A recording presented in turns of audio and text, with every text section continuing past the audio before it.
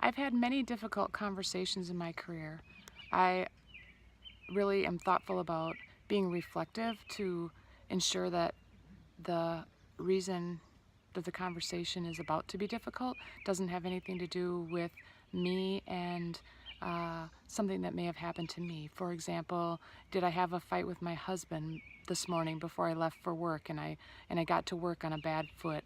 Or is there something going on in one of my kids' lives that is distracting me and making me a little bit more irritable? A recent conversation that was difficult for me to have had to do with one of the managers on my team. She is very good at fighting for her staff, and sometimes she forgets about the veteran and the business in relation to the staff as well. And so she was really trying to convince me and was fighting hard to have one of her staff have her position changed to be a 1.0 FTE for this ancillary duty that she had.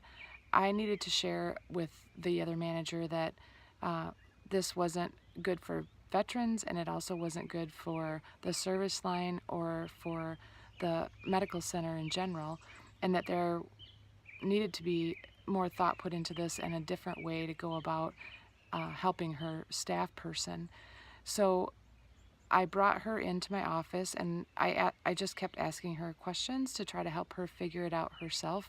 And when she was quite adamant about her staff person changing her FTE to be 1.0 FTE for this ancillary duty of hers, I finally then just had to say, I disagree with this, and these are the reasons that I disagree with it.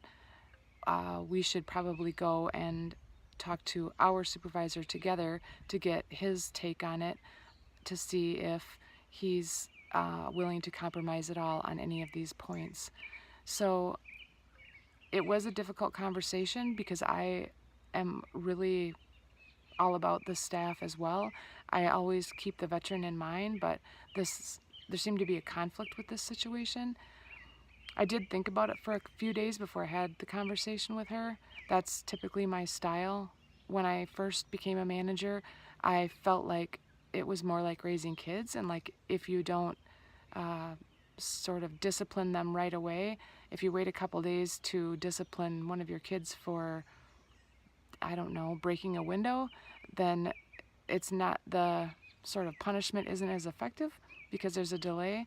But I was taught by one of my manager mentors that, what's the harm in waiting a day or two and thinking about it and making sure that you have all of your facts straight and that you're really coming from a good place when you're going to have this conversation. So ever since she taught me that, I've always used that thought process in, the conversation doesn't have to happen immediately. It can happen when you have all your facts together, when you're ready, when you're in a good place. And I think the outcome is ultimately better if you do, for me anyway, if I utilize those practices.